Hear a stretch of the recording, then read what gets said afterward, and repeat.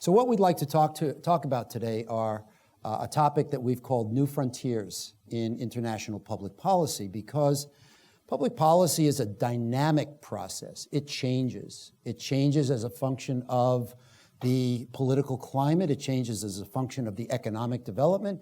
And it changes as a function of the level of governance in each country.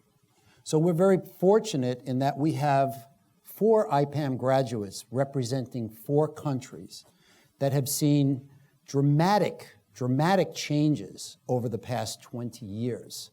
They will all introduce themselves, but I'd like to just very quickly introduce them and their countries. We have Ahmad Majidyar, and he is from Afghanistan. Everyone here is fully aware of all the changes Afghanistan has experienced over the past 30 years, 40 years.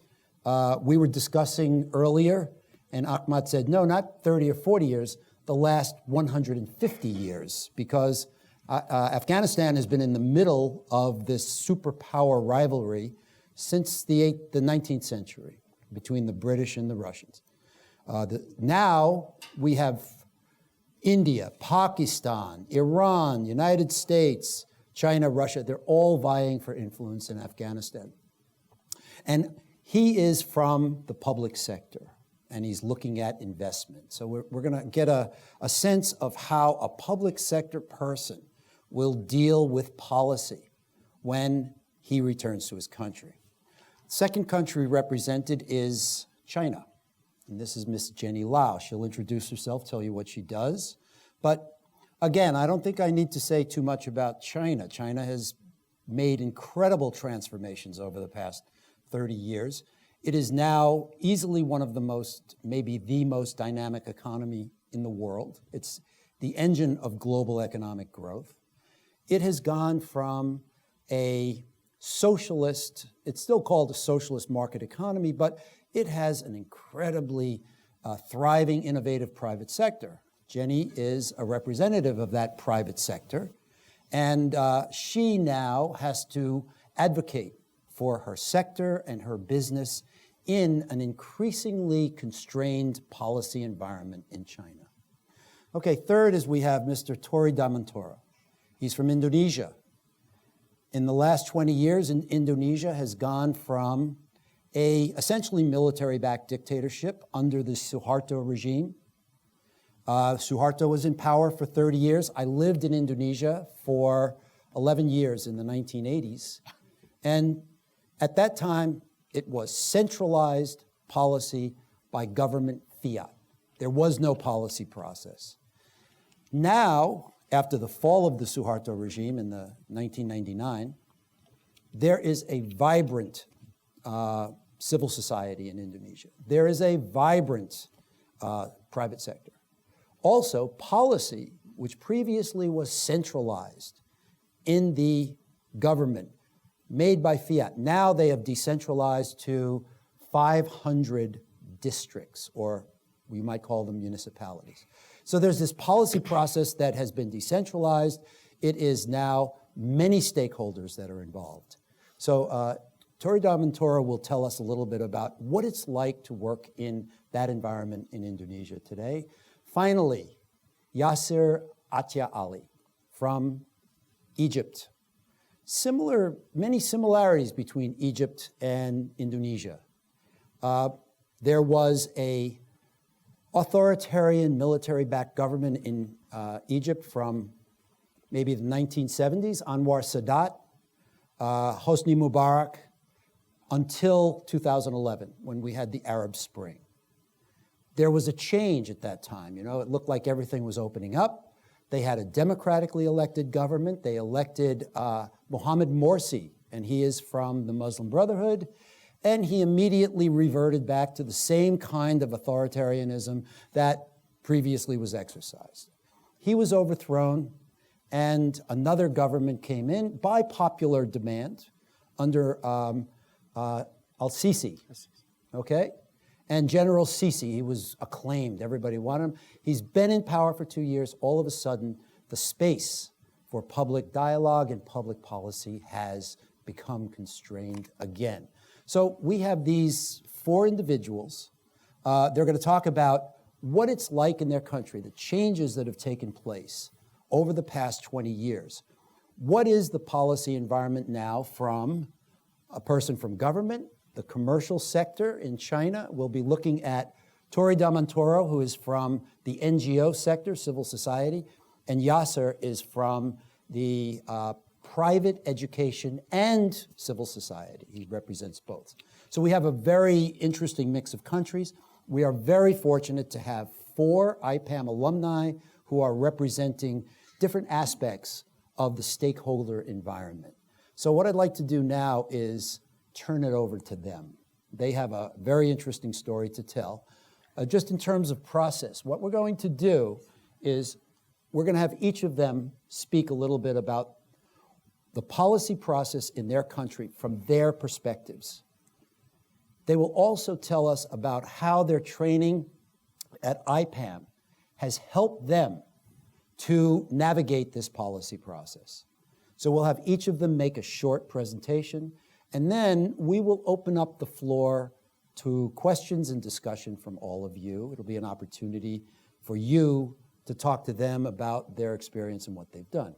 What we're about to do, I hope that we have some people from IPPAM 20 here. Do we have anybody from IPPAM 20? We've just sent a message to ask them to come back. Yeah, I think this would be, I think it would be very useful because they're going to find out what it's like. I think we were talking before this, and Jenny said, it's one thing to have the training, it's another thing to function in that environment. It's a completely different thing. So I hope that our students from IPPAM 20 can benefit from listening to our graduates and the experiences they've had.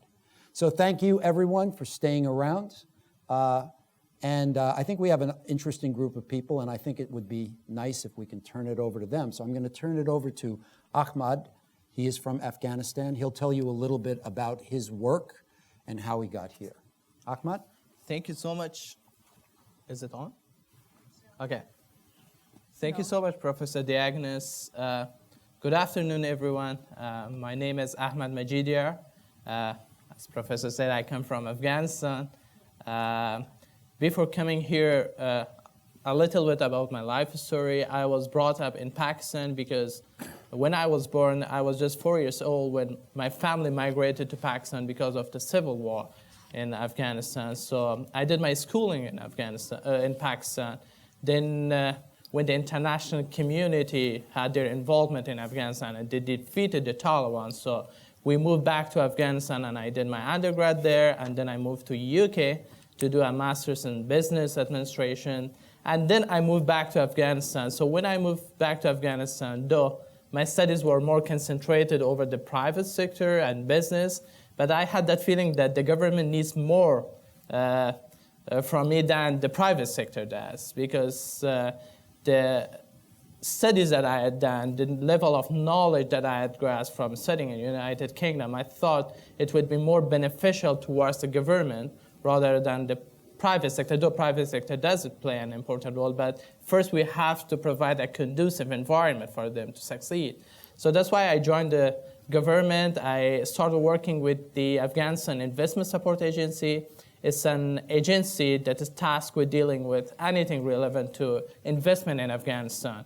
We were directed by the Board of Investment of Afghanistan, which is composed of like 7 ministers, sectoral ministers, and we were promoting investment, registering licenses, as well as like supporting investors, developing industrial parks, and developing policies relevant to investment. And my latest job with the agency was the acting vice president for investment, as well as director for investment promotion. My name is Jenny Lau and graduated from IPPAM 8. And I've tried a few things after graduation.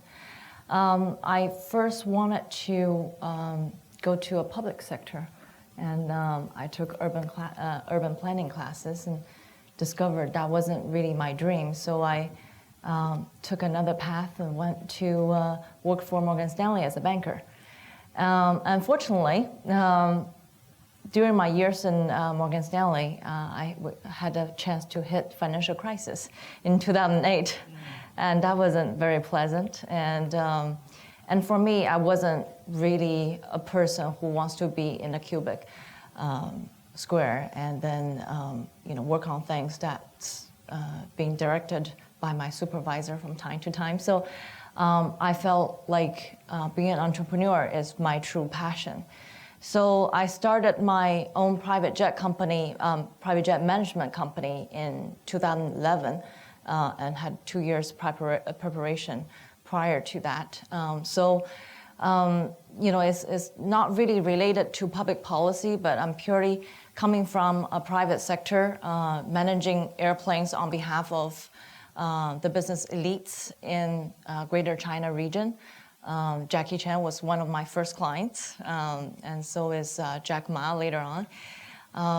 So I had the pleasure of working for them, providing services for business elites and seeing the changes for the policies to be changed over the years. When I first entered into this sector, after I went back to China in 2009, policies change every day in China. And so I felt like, the only way you can adjust yourself is try to be adaptive and try to learn about what are the mechanisms behind the policies they're trying to make and what are the priorities of the government, so that you can find the right channel to talk to them and perhaps tweak it a little bit and make it more in favor of your business. So I've been working in the aviation sector for about 7-8 years now, and then I had the honor to be elected as the chairwoman of Asian Business Aviation Association just in June. And so I represent the local community a little bit and try to talk to the policymakers from time to time and try to make it a little bit better for our operating environment. Thank you. Yeah. Tory? I'm Devon Toro. I'm graduated from IPPAM 14 in 2012. I was a long activist of non-government organizations. I worked for an NGO since 1999, before my graduations, because I found that non-government organization comes with many phases. It can come with as a civil society, can become a non-state actors, or it can be with the face of a big philanthropic works of a huge company with a huge funding pushing global issues like environment and climate change. After I graduate, I'm still working as a two side non-government organizations and engineering consulting. So I make a living from the consulting, of course. And NGOs, I'm always focused on the urban transport policies, where I try to promote the sustainable transport, like public transport improvements, and then transport demand management, climate change, and others. Now I'm representing an NGO in the Jakarta City Transportation Council, where the main role of this council is to bridge between the community and the stakeholders in every single transportation issue, and to make a policy recommendation out of it to the governor. So what I got and learned from IPPAM is very beneficial, because before IPPAM, I'm acting as an NGO. My main gun to doing NGO's work is just my belief on the good cause of what we are doing. But after IPPAM, I learn about the politics and then how to deal with the politic in the policy making process, and then how to map all the stakeholders. This is very that something. So I can put myself in the other people's shoes, and then understand how they see things differently, and then how to incorporate and use it as a part of our analysis, my analysis to advocate the issues that I'm working with. Thank you. My name is Yasser Ali. I'm from Egypt. Before I came to IPPAM, I used to be a teacher in high schools. And when I was a teacher, I found out, like every Egyptian, that our educational system somehow corrupted and useless. And I decided for myself, I need to help or to change the system. But before I change the system, I have to know how the system works.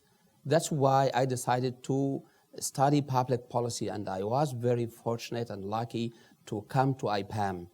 IPPAM taught me a lot. I had the knowledge, the equipment. Now I understand the system, how it works, how policies in Egypt are made, and how we implement, and why the system is corrupted and useless. After IPPAM, I went back to Egypt, back to my school, private school. I worked as a deputy. And at the same time, I established an NGO called New Minds for educational services to help students to learn in a different ways, change their minds. This is the way that we can use in Egypt right now to change people's life. We have a problem with the frame that the government draw to us. It's strict and it's hard to change. So I decided to change from inside the frame. That's what we have begun with my colleagues, with my students there, and we hope to continue because it's a difficult mission. But I think with the knowledge, with the experience we had here, with the help of international colleagues, alumni, we can do it. Thank you. Okay, thank you. Okay, I would just like to ask some follow-up questions to our panelists. So first I'd like to talk to Ahmad. He is now working on investment. How can he generate and help to generate more private investment into Afghanistan?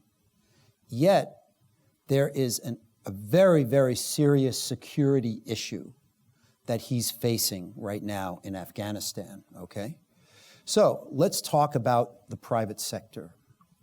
Let's talk about foreign investment. And let's talk about the challenges of establishing a legal policy framework for the private sector and the international foreign investment sector to invest in a country where you have these security challenges. What are some of the things that you're doing right now? Who are some of the stakeholders that you're working with? Thank you so much, Professor Diagnes. I remember when I was working in this sector, I used to tell my boss that, I'm the investment promotion director and I have the toughest job in this world because I have to go to different corners of the world and sell Afghanistan as a market for investment, where that region which we are positioned, that region is emerging. They are doing really great in terms of attracting lots of private sector investment in terms of both FDI and domestic. So I hardly had anything at my hand in order to sell for the investors. But on the other hand, when we talk about Afghanistan, people only know just one side of it, which is conflict and war. But hardly there are many people who know how much opportunity does that market provide for the investors. Yeah, that's true. When it comes to the conflict and instability, that's the biggest hindrance in terms of attracting not only foreign direct investment, because when I was there, our policy of the government was not much to focus over the FDI. because we know it would be very hard for the foreign investors to come and invest in a country where there's huge amount of uncertainties. Our focus was more, our policy was to help empower the domestic investors to emerge as the regional giants, to help them with the help of the donor community in terms of establishing a sound capacity among them, like helping them with provision of access to finance, with helping them to diversify their market across the country, to help them in order to or brand their products in the international market so that they have like alternative markets, and we change Afghanistan as a trade and transit hub in the region.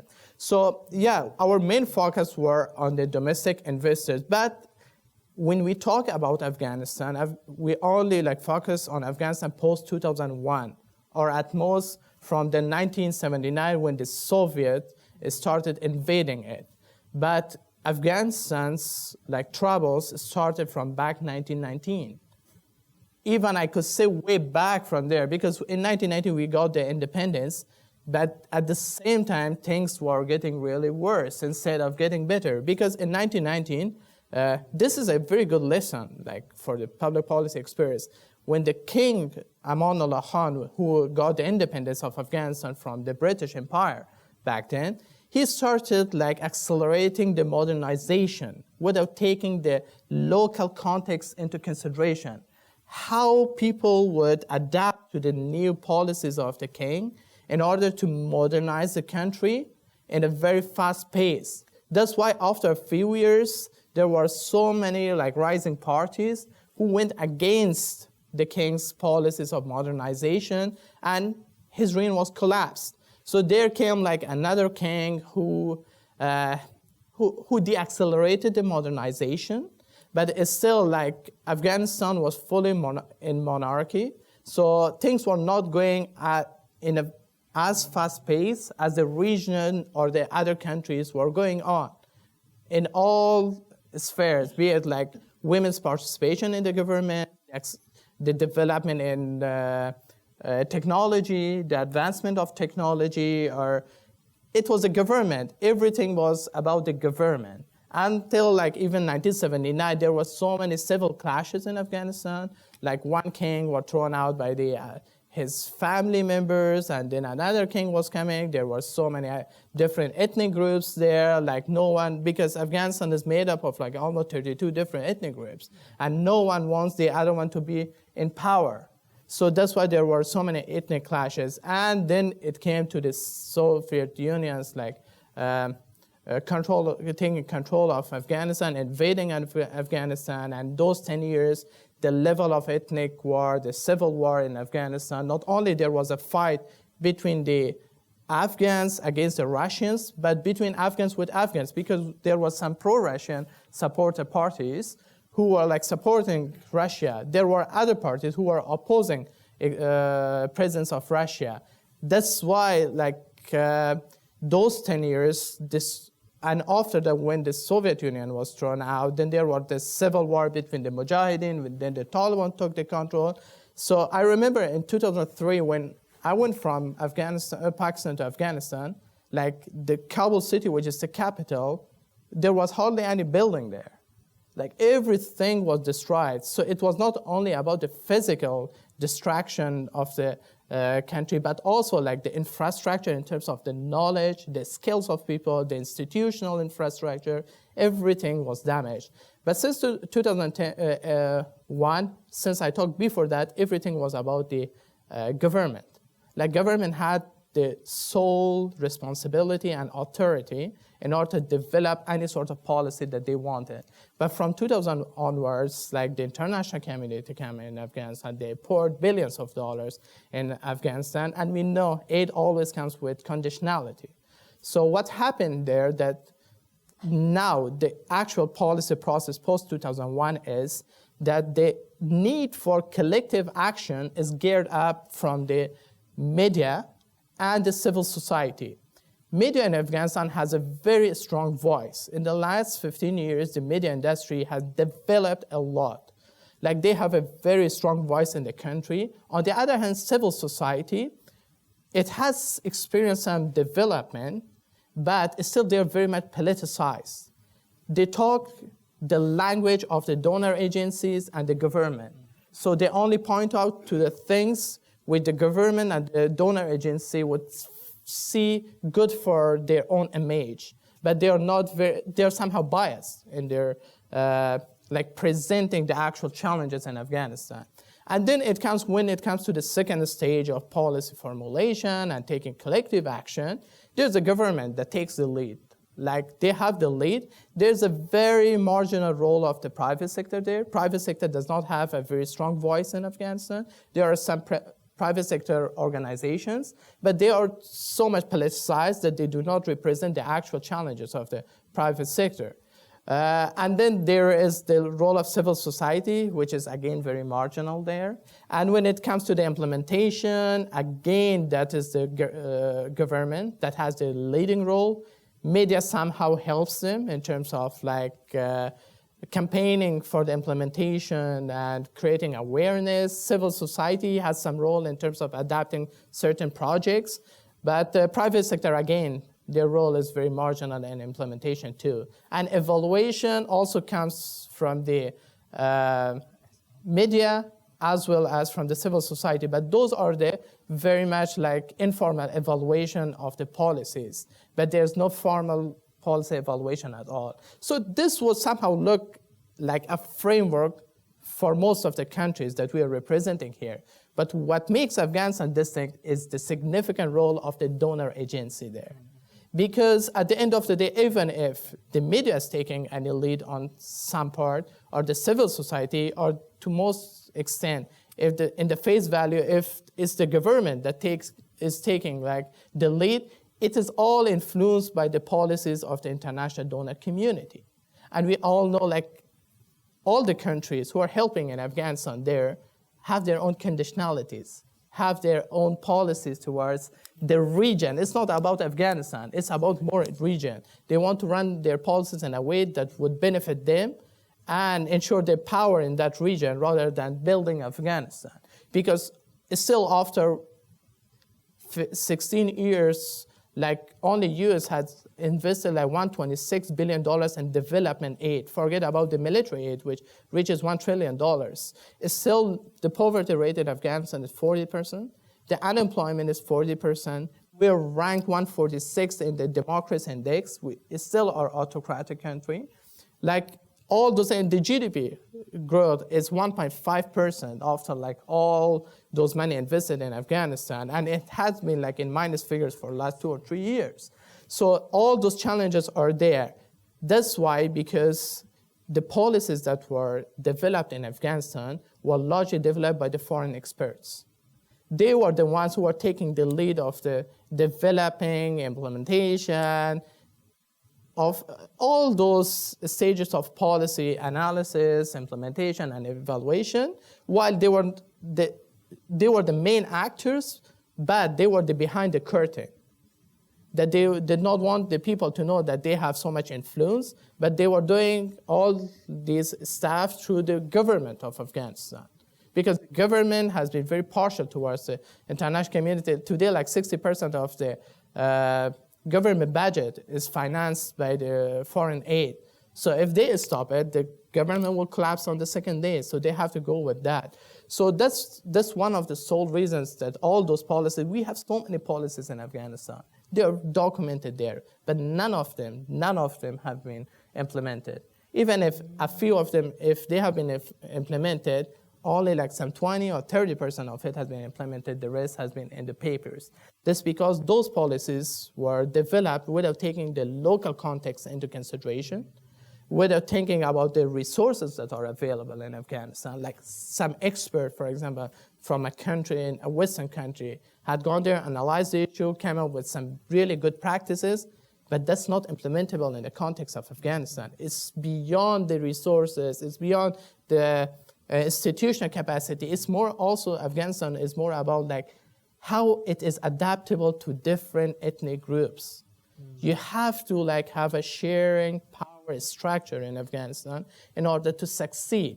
That's how when the United States and the allies came to Afghanistan, they empowered only one specific ethnicity. That's why now we are going to another civil clash. So all this stuff contributes to the stability in Afghanistan. And when we are talking about investment, investors are there for profit. They're not there about like, okay, an Afghan investor will think, this is my country, I have to invest. But they're more like thinking about profit. So, for example, recently there was a suicide bomb blast in the downtown of Kabul. It killed like some 258 people and injured 600 people. And it has a loss of $10 million for the local investors in that part. So imagine if there's such a huge like uncertainty. So which investor would go and invest in that country? But it's still like, I personally had so much cooperation with the development agencies like the World Bank, USAID, to develop those policies which are based on the local context, which would really help the private sector in Afghanistan. For example, like before, from 2001, at least I can say till 2015, USAID were running some of the projects to help the local SMEs, which were not impactful at all. For example, they were going in a village. There were some very small shopkeepers. They were providing like millions of dollars in projects to train those shopkeepers on advanced marketing and accounting staff. So those people are illiterate. Those people are, on the other hand, like their actual income or sales or the profit from the sales is no more than 100 rupees, which makes $1.5 per day or something. How could you teach those people like these auditing schemes, like accounting, like marketing staff? So lots of money has been wasted in those areas. Whereas what actually those people need is access to finance rather than training. Unless you have like access to finance, those trainings would not matter for the micro enterprises. And when it comes to this like medium or larger scale enterprises, there's no insurance system in Afghanistan.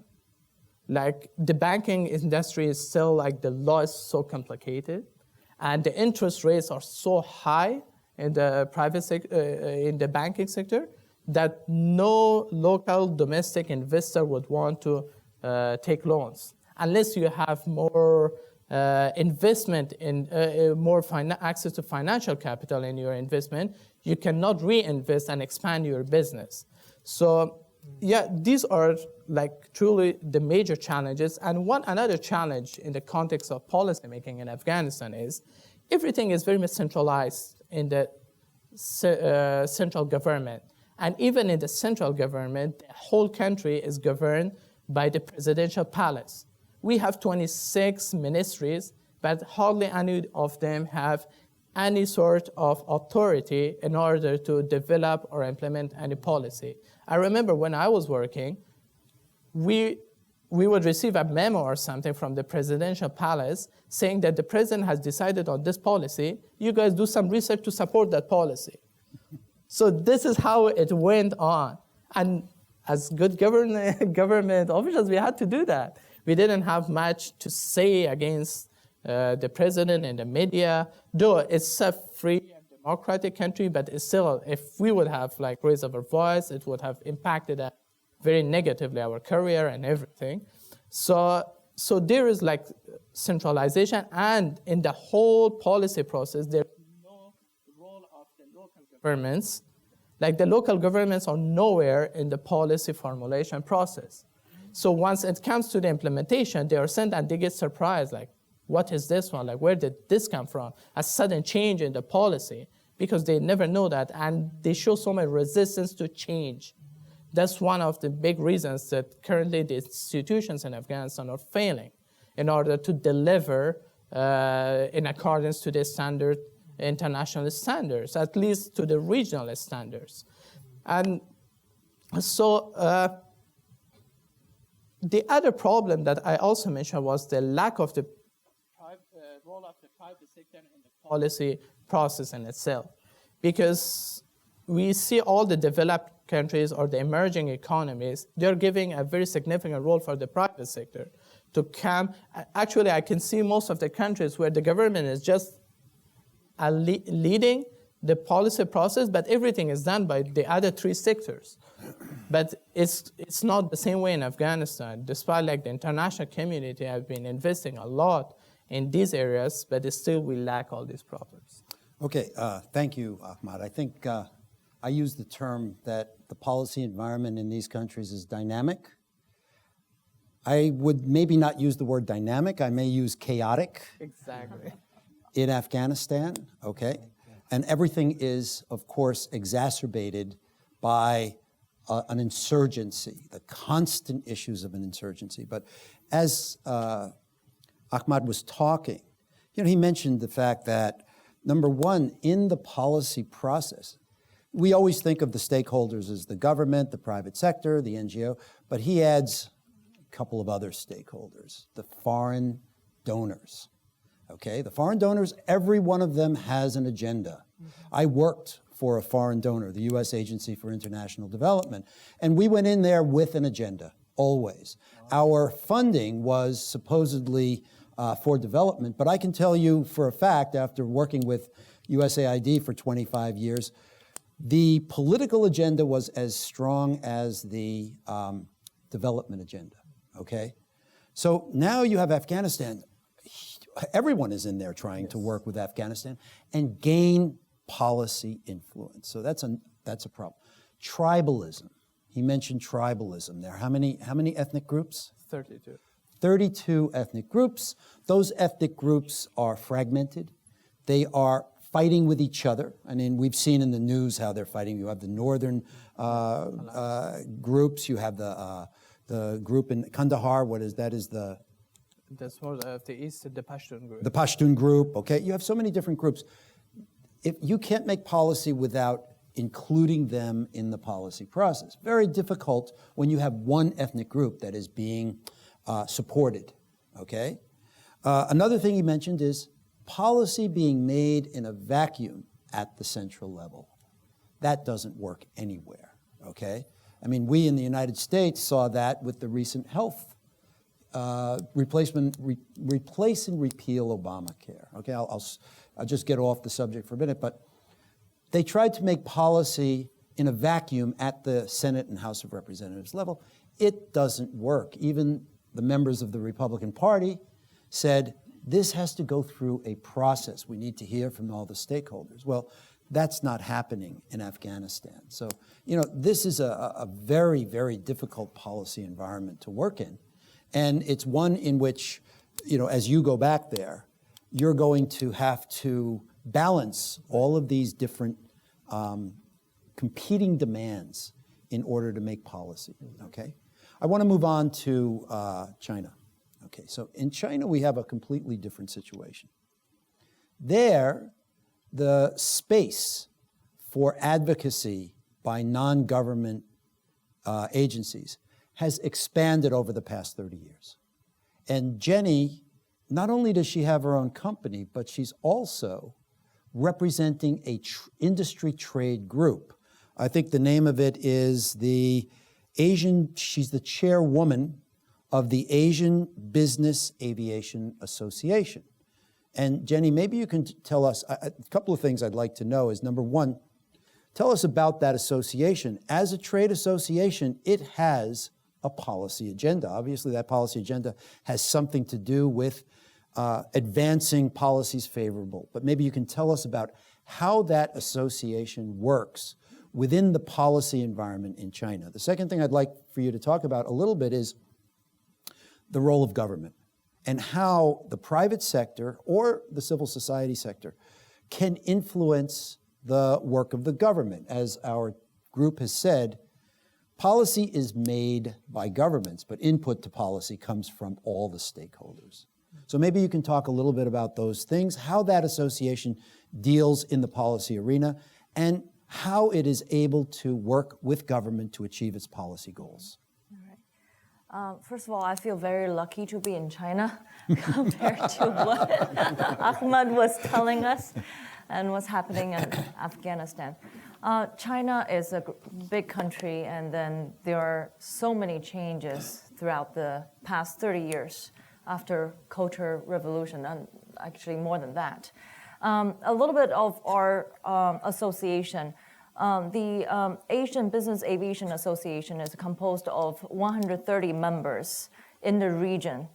So we have 3 regions mainly.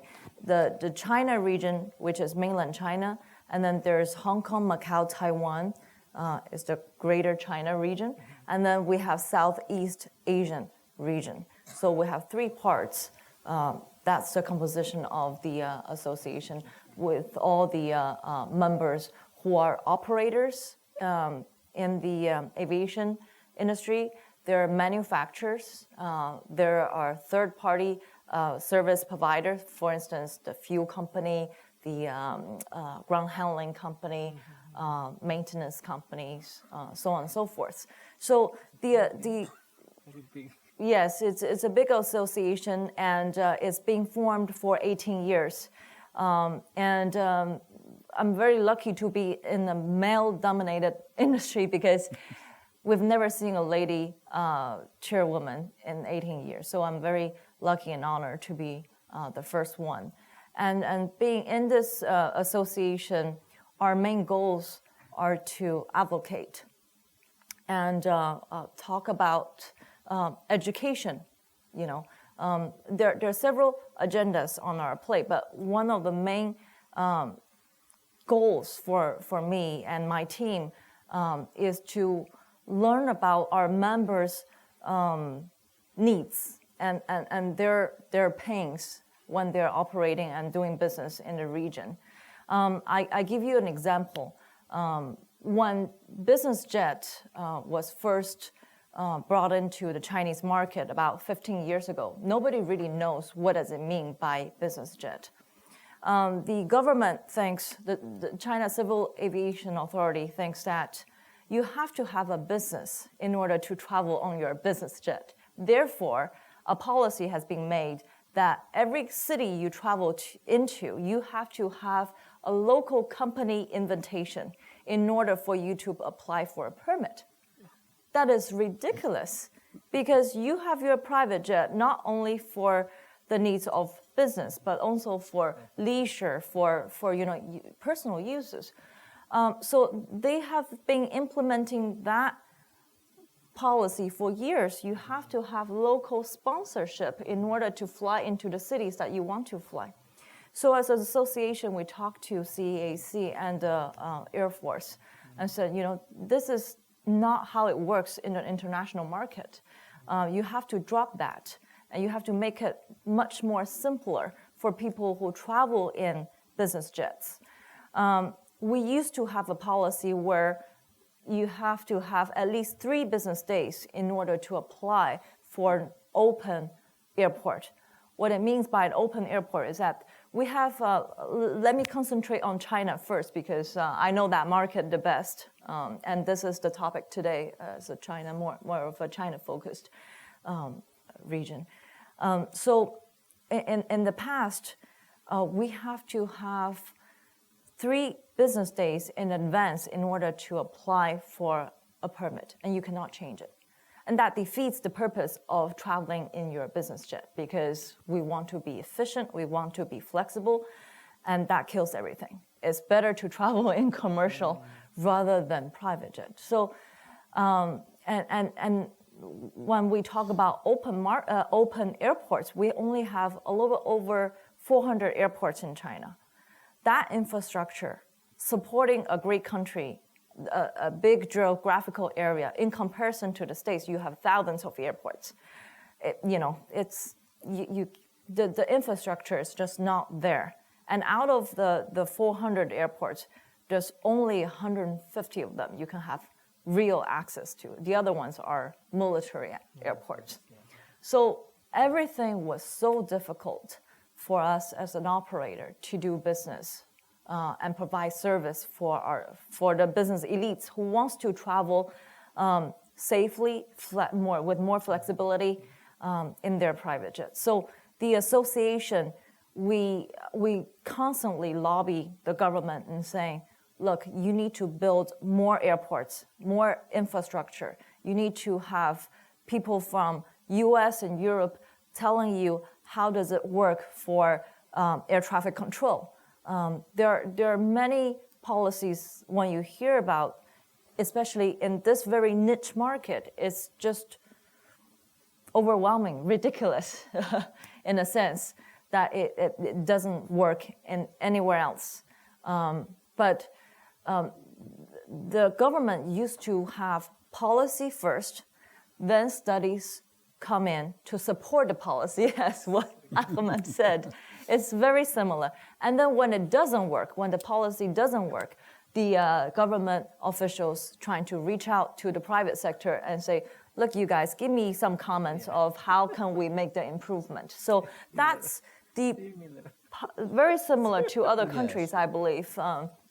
So that has been the policy formation in the past. I think the government is very active nowadays, and they're trying to change those policies. So now they are involving association like ours to talk to them about our problems, the methodologies where other countries are using, and how should it work, and let's make it tailor-made to a country like China. And so they talk to us first before they form a policy. Now, yes. But they make constant changes because they have different priorities. For instance, we have the congressional meeting, which is coming up next week. And then you have notice, probably 1 week prior to the meeting, says no private jets are allowed entering into China unless you have special government invitations. Or some other important events like G20. They will hand out the policy or the regulation the day before they're going to enforce it. You know, there's no room for us to breathe, but all we can do is to adjust. And the more you learn and more you adjust, I guess you become more patient. And, but it doesn't stop us from lobbying and talking to them and forming different events, forums, and invite them to Europe, to US, and learn about how can we improve the environment. So that's what I have been doing for the association, and I took another approach is to be more proactive and ask all of our members, give me 3 priorities or 3 main tasks you want the association to work on behalf of you. We can be the government, the channel of communication, and you give us the studies, the reports of how it should work, and then we're more than happy to communicate that to the government and in terms of helping them to form policies. So that's the environment I'm working on. But just to add a little more touch on the overall policy making in China, it has been a little bit more centralized for the past few years because anti-corruption, we had a lot of problems with the previous presidential or the government agencies and also the government officials. So we're making some changes, but at the same time, when the policy is being centralized, the government is willing to hear from the private sector. That's the good value that I can see as being doing business in China. But also, it's a country filled with tremendous opportunity for entrepreneurs.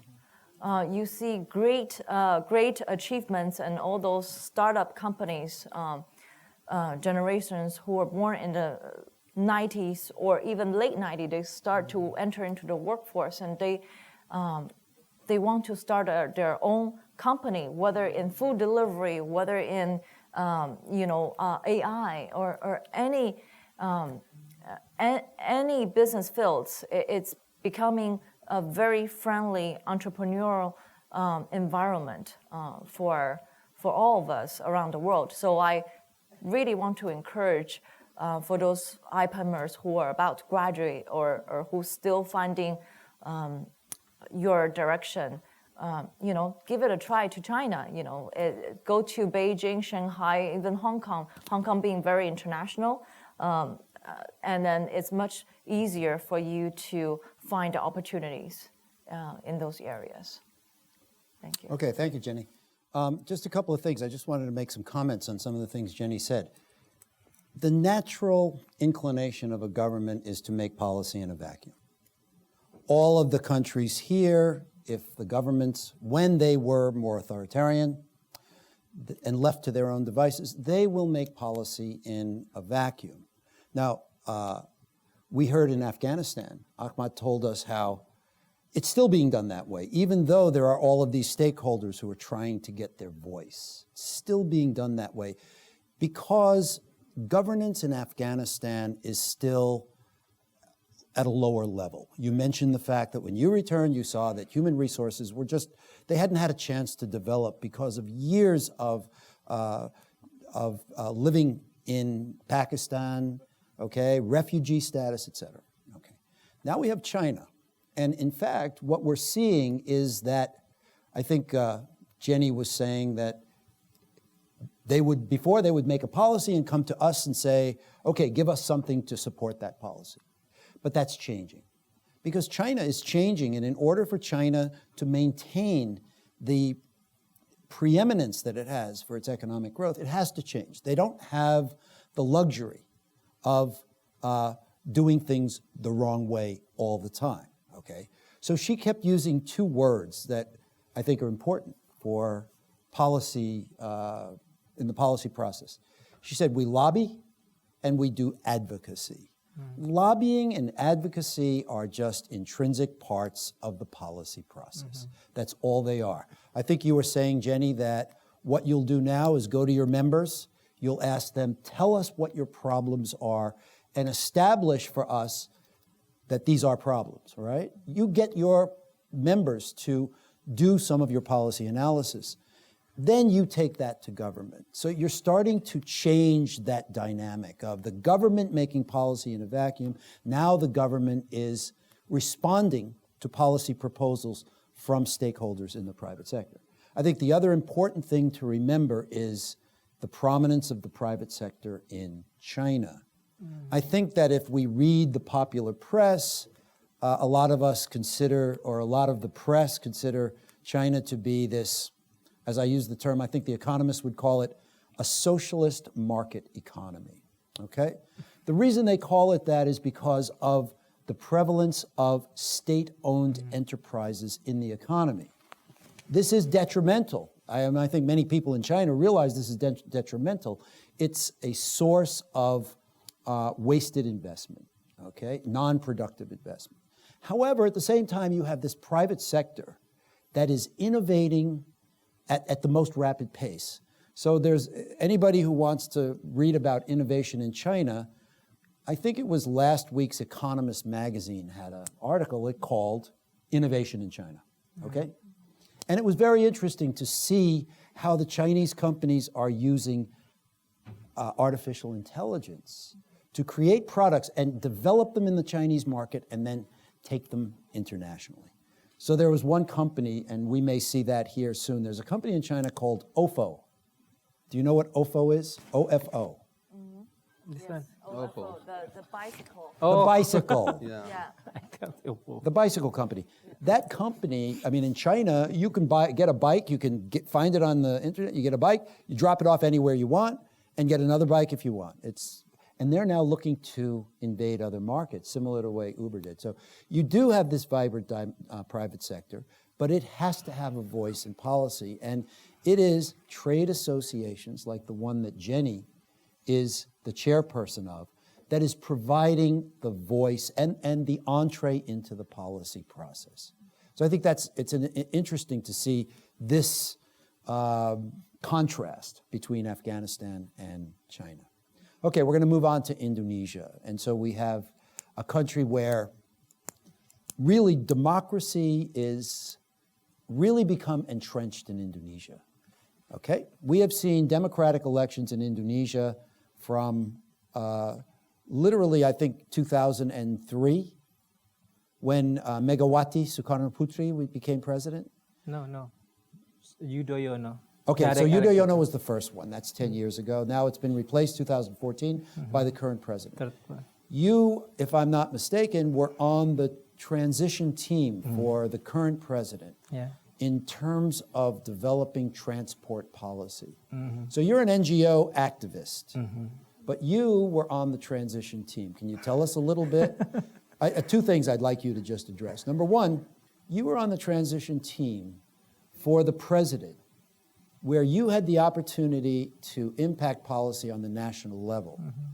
Then you told us that you were also working with the city municipality of Jakarta, and you were working with the governor. Can you tell us how those policy processes work and how you interacted with those policy processes? Okay. First of all, if Jadi feel lucky, I feel blessed, yeah. Because Indonesia have 17,000 islands, 700 ethnicities, almost 1,000 local languages, and then 200 and almost 50 million people now in Indonesia. It's a huge market. Come to Indonesia.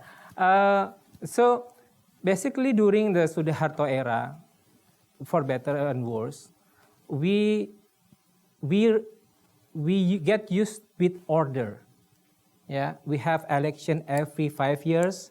Whatever all the political science and political academic call it or perceive it, but we usually have a democratic process. And then the downfall of Suharto, many say that it's just about time. Yeah, he just this is too long for him, and then the elite actually want to have a change. Yeah, so it's just so after Suharto we have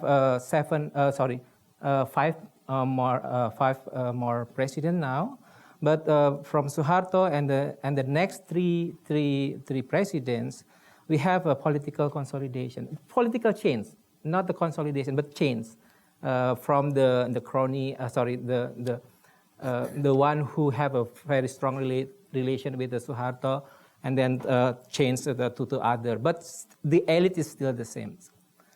So this is so the most interesting is the current president. Why? He's not from elite of a political elite. He came from the mayor of one small cities in Central Java. Small because it's only inhabited by 270,000. Yeah, not up to 1 million. Usually, big cities in Indonesia is more than 1 million residents. So it's small, and then he moved up to become a governor of the capital city. Of course, he accumulated political appeal, yeah, political appeal. I say it, and then the one thing that's a very genuinely Indonesians is a social media. Is the internet, because if we learn from the ancient Greek democracies in the city, in the small city state in the Greek, that people vote directly, right, for the political decisions. The internet is some kind of the platform for people to do so. So the pressure for the elite, political elite, is so huge that. It seems, and then it's justified with the popular political surveys many times that it seems that people want to have Jokowi as the president. That's why one of the biggest political party assigned him to become a president instead of the political chairwoman. Yeah, because usually the candidate came from the chairman or chairwoman of the political party. So I think for the policy process, it's quite similar what happened. We of course we not as fight to each other like Afghanistan. We never do that. But we have an order. We have the political infrastructures, and then we have the history and the culture to have a proper public policy making process where the government talk to all the stakeholders and to see. And then a failure also happened, like what Jenny said, that the government, for example, the latest policy on the online regulation, online transport. They issued a new regulation, and then it's opposed by so many users, and then the complaint from the users is become a pressure for the constitutional court to unrule the regulations. So the regulations no longer in place. Yeah, we cannot say that it's a straightforward causality, yeah, but the pressure from the user is widely published in the social media. Then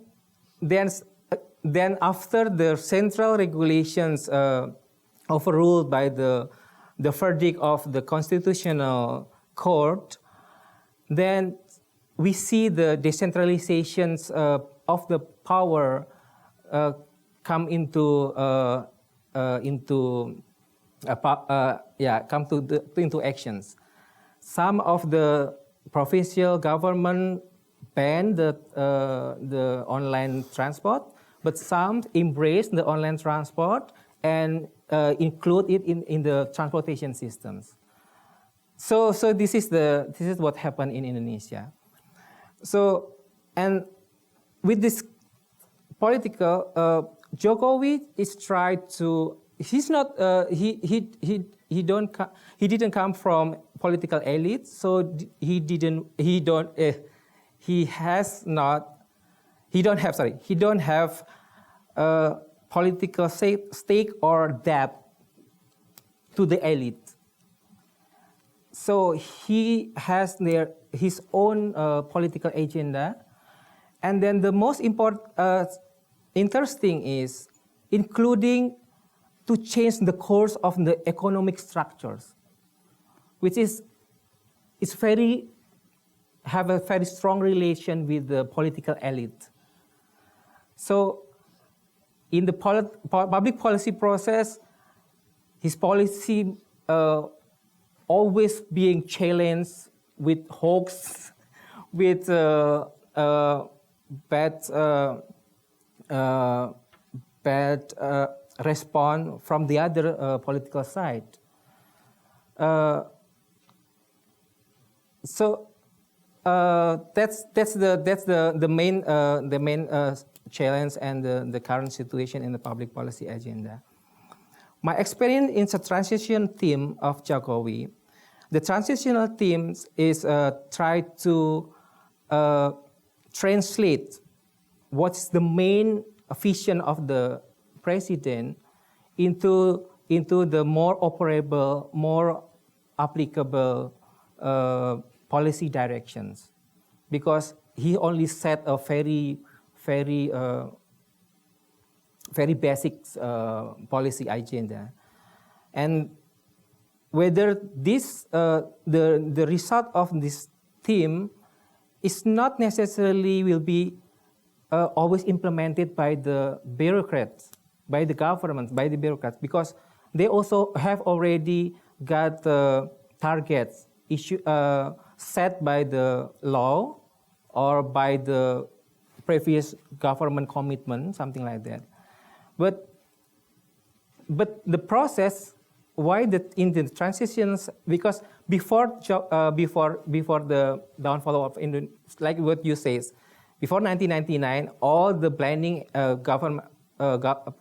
development plan came from Bappenas, the central development planning agencies, and then there were the international agencies, international donor, push the international agenda into the public policy realm. But after the reformations and the change, and this particular president, our current president, would like to embrace all the input from all sectors, including non-government organizations. And then, from my experience as a Jakarta City Transportation Councils, this is also something like very similar with the Jokowi way for public policy. So, like Jenny is chairing the organization of private sectors, while in this council it's not only private sectors. There are 7 elements of the councils, including the businessman, transport business owner, and then transport worker, and then transport user, transport expert, universities, and NGO like me. But if Jenny have 2 words, advocacy and lobby, we don't have the luxury to do the lobby. Yeah, so we only advocate our recommendations through the media. So the media communication skill is very important in pushing the policy agenda into public policies. So yeah, that's the so 2 things. First is about the internet, where people can give more pressure and then more direct response to the public policies. And the second one is we blessed to have a good orderly public policy mechanisms. Yeah, to have even in the public policies we have a act specifically regulate how public policy should be made. Yeah. Like a public dialogue, and then there should be a academics paper for a policy, something like that. Yeah, of course the implementation should be improved over time. But we have the political infrastructures to improve the process. Okay, thank you. Okay, just like to mention something that we've heard from 2 of our panelists, the role of the media in policy. Ahmad mentioned it, Damantoro mentioned it, and I'm sure if we went back to Jenny, she would acknowledge that the media has an incredible impact on policy. Okay, so that's an important stakeholder that everybody should consider, because that is a way to reach the people. Now, you also mentioned something that with the internet, there was a policy on online transport, there was objections to that. Mm-hmm. And that policy was overturned by was it the Supreme Court or the... No, Constitutional Court. The Constitutional Court, okay. It was overturned by the Constitutional Court. 20 years ago, that could never happen in Indonesia. Never happened, because at that time, there was a more authoritarian government. Policy was made by fiat at the central government, okay? So these are the changes that you do have a much more open policy environment in Indonesia. Mm-hmm. You do have a much more open policy environment in China. And although the policy environment in Afghanistan is quite chaotic, it's really quite open. You mentioned one other thing that I think needs recognition in policy, and that is the role of the elites. All right? The elites have tremendous influence in the policy process by virtue of their status as elites. They are the ones who can impact and lobby and advocate with the politicians the best. And again, remember, there's all these stakeholders, but when it comes to making policy, it's going to be a government process. Now, Indonesia is fortunate. You have, and this is very classically Indonesian, very clear steps in a policy process so that you're able to understand where each group can intersect. But the elites have a huge influence, and to the consternation of the current president, Joko Widodo, that influence is getting stronger and stronger, and it's preventing him from reaching some of his policy objectives. So I think that we should recognize that, because I don't care where you are, any country, they play a major role. You also mentioned the fact that you worked on the transition team. He had broad policies. You were laying out the more specific policies. Implementation of those policies would have to be done at different levels. And when you get to the city level in Jakarta, there you have multi-stakeholder institutions like your city council or the council where you had 7 stakeholders. So it makes for a much more transparent policy process and a much more effective policy process. Okay, I'd like to get now to Egypt. Okay, so we have an interesting situation in Egypt right now. We have Yasser. He's interested in changing how education is delivered and how it can be made more effective in Egypt. All right? Your position is in a private sector high school. Okay. So what I'd like to ask you is, what are the avenues of policy dialogue that you use in Egypt right now? First, from the perspective of your high school, where you are a principal. As a principal, you're not only a manager, a leader, but you're also the principal policy advocate for that school. What avenues do you have into the policy process? And what are the constraints that you're dealing with? That's number one. Number two, you have also developed something called New Minds. Yes. Okay, you've developed a private or a NGO called New Minds. Why did you develop that NGO? Was it because you needed another vehicle to enter into the policy dialogue? Yes. So maybe if you could just address both of those, Yasser, that would be useful for our group. Okay, thank you, Professor. Okay, to understand the policy in Egypt and how it's being made, yesterday I had a fruitful conversation with Professor Agnes, and I asked him how policies are made here in America. For example, he gave me about Obamacare. He told me that it took 18 months to establish or to form such a policy. And when Donald Trump wanted to abolish that policy, he failed because he didn't take the same procedures to make a different policy, or because it's a law. And he told me that it begins from the bottom to the top. First, people need something, and then it comes to the institutions to talk and to formalize a law, and then it goes to the city council or to the Senate or to the president. The opposite thing starts in Egypt. The policies in Egypt start from the top to the bottom. I think Jenny is very lucky when they form in China the policy and they come back to them and ask them for ideas to develop the policy. In Egypt, the policy come, the government say people, this is the policy, and shut up, don't talk. This is our policies. You cannot change. Even sometimes you don't have the information to discuss the policy. For example, last week, our president launched a new project. It's a new administrative capital outside of Cairo. And when he started, he knew that many people will criticize the project because of the large amount of money.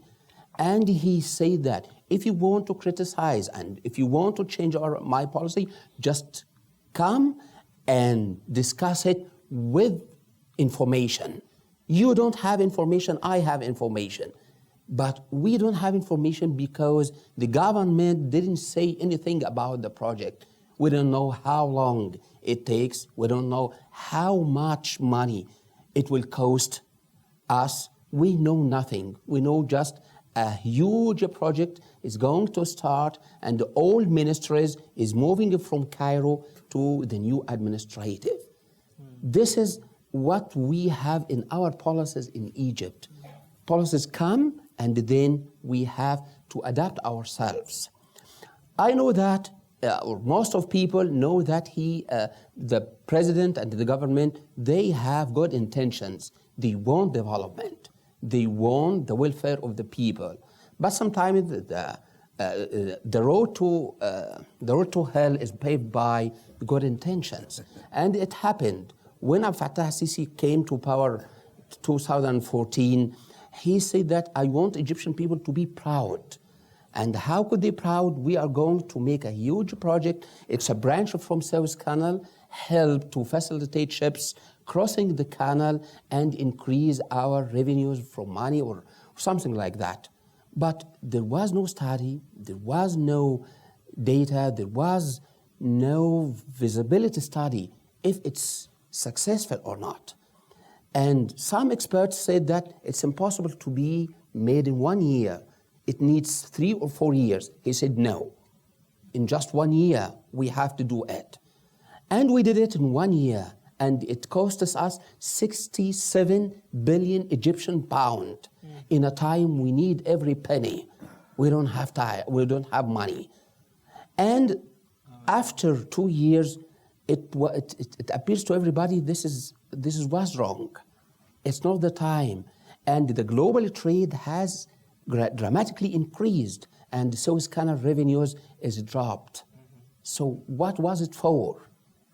He said that I want Egyptian people to be proud, just like Mahathir Mohamad in Malaysia came to power and he built the 2 towers for Malaysian people to look up when they go there to feel proud. But to feel proud in Egypt costs us lots of money, and it's useless. We can say no need for that.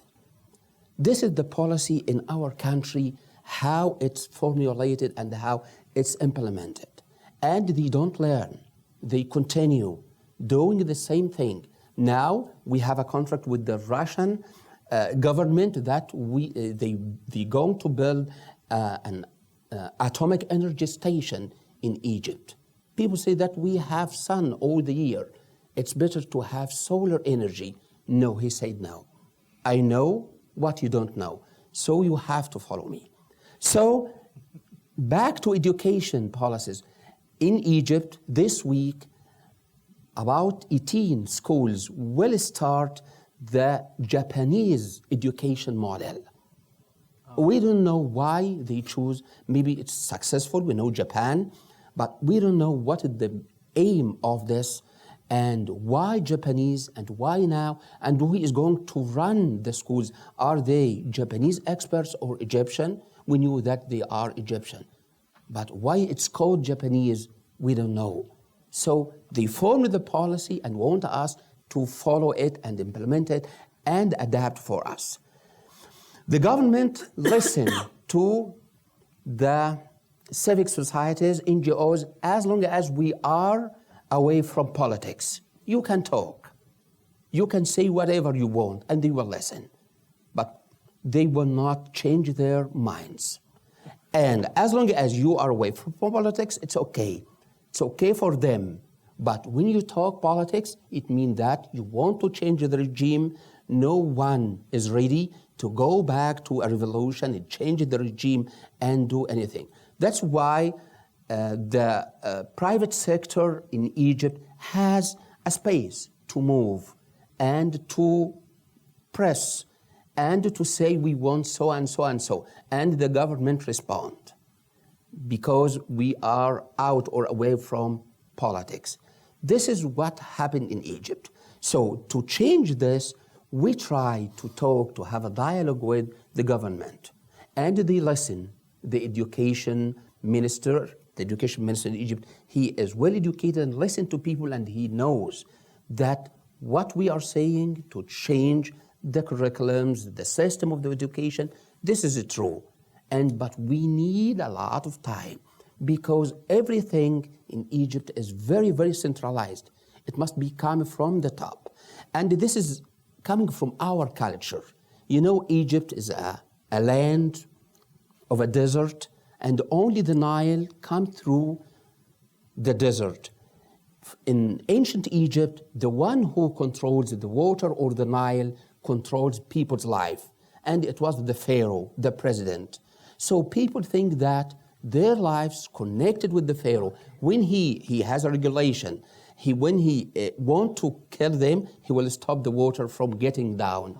So in our genes, in our mind, we wait to the president, the government, to decide for us, to think for us, and also what makes the situation worse, the majority or not majority, we have a great portion of the population ignorant. They didn't receive any education. Those people, they delegate their power to the president. We want you to do whatever good for us. This is the problem. The president has to decide everything. The government is working as his executive secretary. And the other side, the NGOs, the civic society, we are doing our role, we are taking it, but most of the time the government don't listen. And when they listen to outside external forces.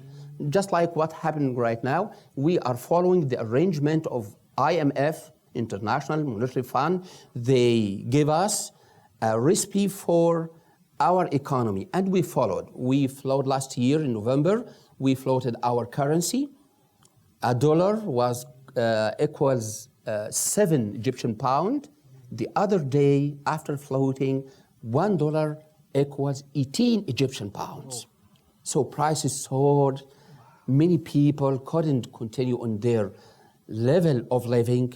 Still now, we had a problem, but the situation is getting better financially. Before that, we had a reservation, $16 billion in central bank. Now it reached to 36. This is good. The economy is getting better, but still the government couldn't control the prices at all. So in private sector, in education, the government don't pay very any attention to that problem because people leave the public schools and they go to the private sector. Private sector provide good education in Egypt. Even we have international schools, national schools teaching with English language. They provide a good service, but the majority of the people go to public school because financial issues. So we are now pressing to change also the public schools to follow our model. It takes time, but we hope that the government could change their policies, listen to us, because most of the time they discover later that civic society, NGOs have right when they say so and so and so. We are not just saying we are pro it, we are against it, not just to make the government angry or stop anything, no. We are looking for the benefit of our country. We want or desire the welfare of our country. We are partners. They have to listen to us, take our point of view seriously, and push the country to the right direction. Thank you. Okay, great. Thank you very much. Just a comment. As we look at these four countries, I think we have some contrasts, and the contrast I see in Egypt is that the space for public policy dialogue is even more constrained than, in some respects, than Afghanistan as well, in that everything is coming from the government. And at least, we describe the situation in Afghanistan as a chaotic dynamism. But in Egypt, you have very much a government that is controlling everything. They are still making policy by fiat. I think one of the interesting things you told us, Yasser, is that because the private sector is not seen as political, you do have some influence in the policy process. Yeah. And you actually are working to change the public education system. Yes. And you feel that you have some ability to influence policy in that way, okay? So it shows you that, sometimes different stakeholders can have different impact. Media, so important in Afghanistan, so important in Indonesia. The private sector, very important in Egypt, yes. very important in China right now. So we have just a tremendous variation. Maybe we could ask each of you to talk about the different media outlets that you could use in your countries, whether you use media outlets that have certain media or ideologies or philosophies. But we could make it short, so just try to address it in as brief and succinct a way. But I think it would be nice if we could get a response from all of you. So Ahmad, could you start? So in the context of Afghanistan, we have all sorts of media, but the most dominant ones are the social media and the digital media, the TV stations. So the problem with the digital media is that not all of them are very transparent. Most of them are very biased because most of them are led by certain political groups. They have their own agenda, and some of them are financed by donor agencies, so they have their own agenda. Some of them are led by the government. So not all the time they portray what is the reality in the context of Afghanistan. But when it comes to social media, it's surprising that in a country with 30 million population, we have 23 million subscribers of the mobile phone. And almost everyone uses social media, Facebook. Facebook is very everyone, whenever you go to Afghanistan, everyone is just updating something on Facebook. And that's how most of the need for collective action rises from the Facebook itself. Because, for instance, someone goes somewhere, and if the infrastructure is not good, they just take some photos, upload it here, and then some of the dominant media channels, they go to the Facebook and extract all those negativities towards the government, the negative news, and then they make a huge news out of it. So the only way for the people to interact with the government is using the social media there, because they know, our president, he has an office where his team only focuses on how many abuses does he get every day on social media. And he counted on average, there are 1,600 abuses that he gets on the page of the presidential palace. So it means how much they're focused on the social media itself. So yes, social media is very dominant in Afghanistan. Okay, Jenny? So we have mainstream media and social media. We have one party, just the Communist Party in China. So the mainstream media will tell you everything the government wants you to know. No questions asked. Social media, in a way, it challenges the government, challenges some phenomenon that's happening which is not fair, and it serves as a monitor system for the government, how they're operating. However, it only goes to a certain extent. Facebook, banned. Google, banned. So we're up? No. yeah. And then when I posted something which can be controversial, especially we have very sensitive topics which are not really allowed to talk about in China. And then I'm not going to mention all those topics here. But once you post those, topics online, even on the most popular social media platform, WeChat, that we're using. 1.3 billion people in China are using that. It gets taken off from time to time. You make a comment about something which is super sensitive, about Tibet, about Xinjiang province, about Taiwan being, on the other side. So, all those kind of topics are being very controlled. So, but if you have some good suggestions for the government, as it works hand in hand with the mainstream media, it can be posted.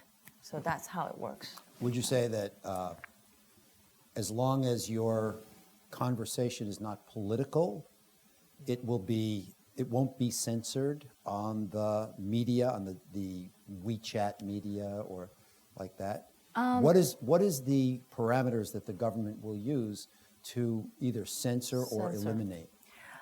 That's a very good question. We don't really know, but there are sensitive words which is being filtered by AI.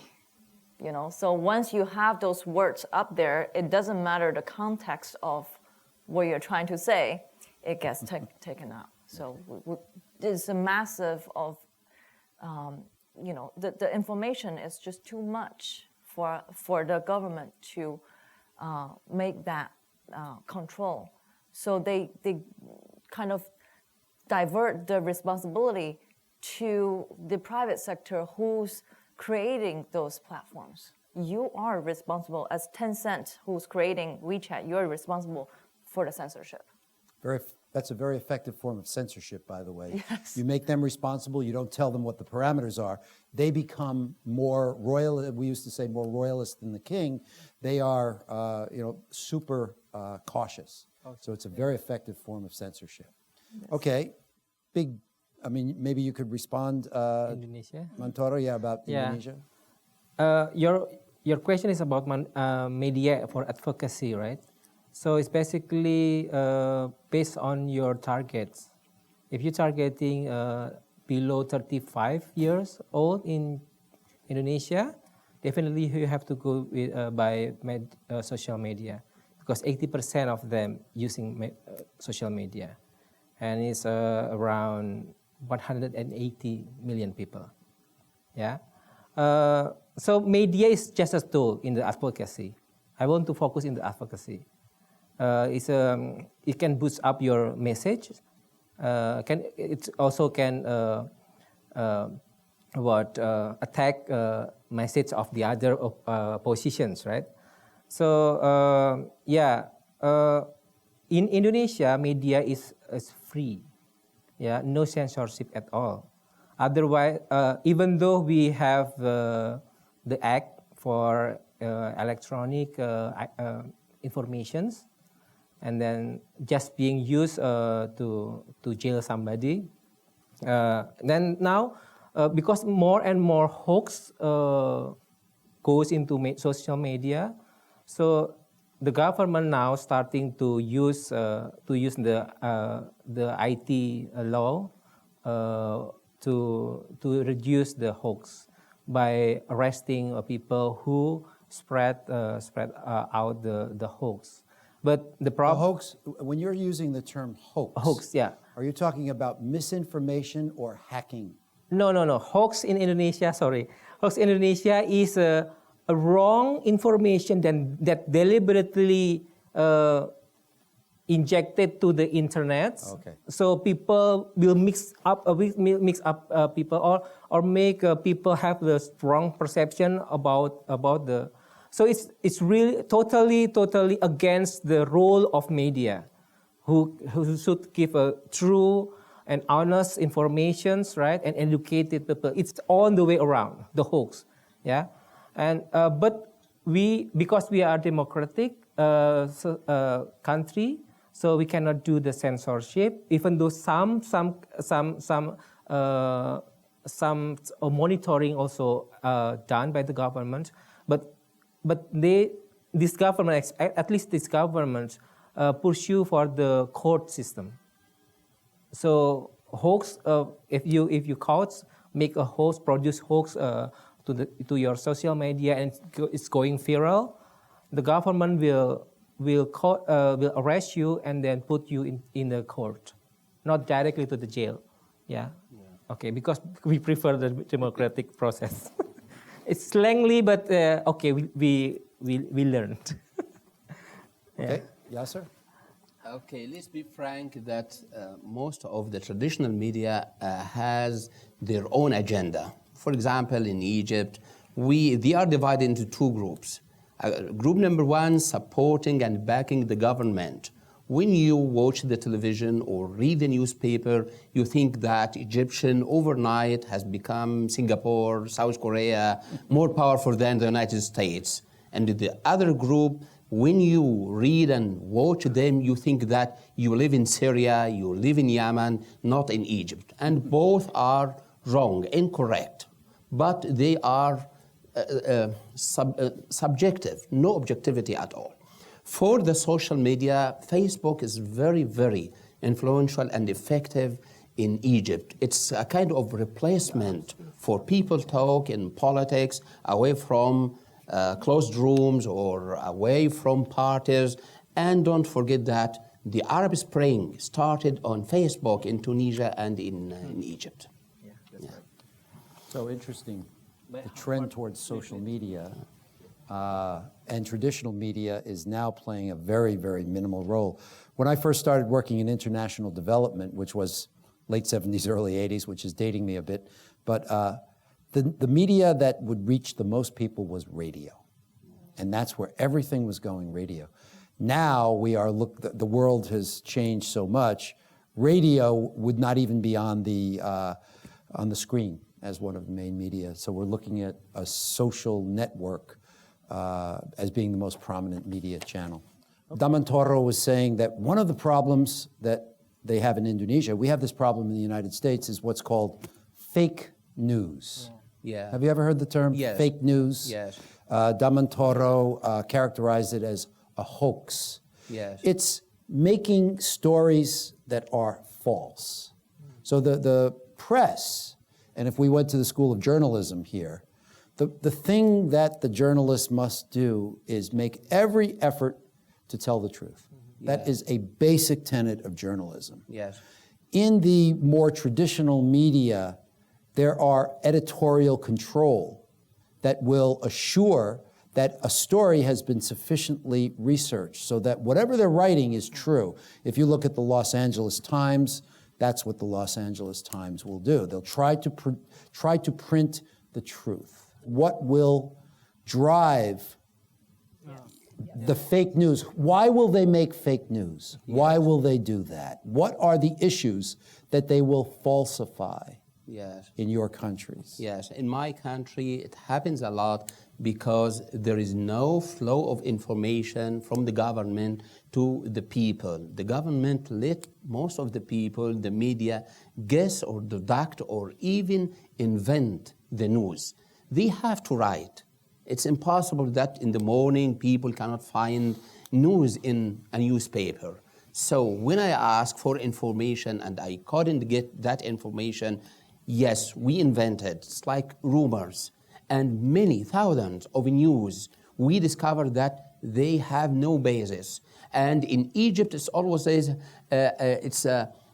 sources said so. It's been said so. A great responsible or a great man in the government said so and so and so. Who is that man? No one say. He cannot say. So he invented the news from his mind and built on it. So what are the topics? What are the topics? I think your question is, what are the topics that they will create fake news around? Most of them in politics, news about politics. So they say so and so and so. Some people say this year the school will be 15 weeks. So we never heard from the Minister of Education that, and we don't know how long because he never made a press conference and tell people. So the government react after the rumor or the fake news come to us. In most of our life, political, educational, economics. People last week in Egypt, they said that the interest will raise to, it's a kind of remedy to the inflation. We have great inflation in Egypt. And 2 years later, the central bank came out and say, no raise for the investment rate in banks. So we use it like to move things we want to know from the government something. So we fake news to see their reactions, because the government, they don't say things before we, or the things we need to know. Okay. Yeah. Montoro, maybe you can In tell us. Indonesia case, it started with like a joke. It's still a joke. But after especially this current president, where his political agenda shaking the structures of the politics and the economics, the main content of the hoax in Indonesia is a political. So everything become politics, whether it's a social, whether it's about the economic, the price of commodity, the weather maybe, it's become a politic. So maybe we are fortunate, yeah. The political unrest in Indonesia happened in social media, not in the real world like Afghanistan or in some part of the world. We have a very strong battle, even among family members about politics, but it's only in media. But when we meet face to face, yeah, we just keep silent. We have different politics positions. But in the group, these two become very annoying for the other. It's also happened in many social media groups, like with WhatsApp. We use WhatsApp, Facebook. Some annoying with his position in the politics, and he or she keep sending the hoax informations. So this is I think the political unrest in Indonesia is happening in social media. Okay. But we find, yeah. Okay, Jenny, politics. Jenny, what about in China? In China, fake news about entertainment is everywhere. But if you talk about politics, you ask two questions. One is, who dares to make fake news about politics? And two, where do you post it?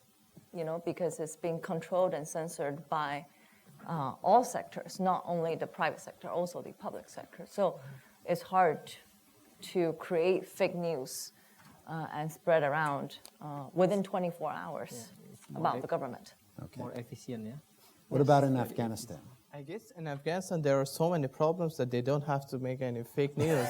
Whatever they will say, it will be a reality. But most often, the fake news actually comes from related to the governance issues in Afghanistan, because most people, the opposition parties, in order to just criticize the government, like if they attack them over their inefficiency in terms of welfare distribution or economy or political aspects, it's all not a fake news, it's reality. But when it comes to things like corruption, they somehow over-exaggerated, though there's huge chunk of corruption. But for example, there is someone who's bidding for a project.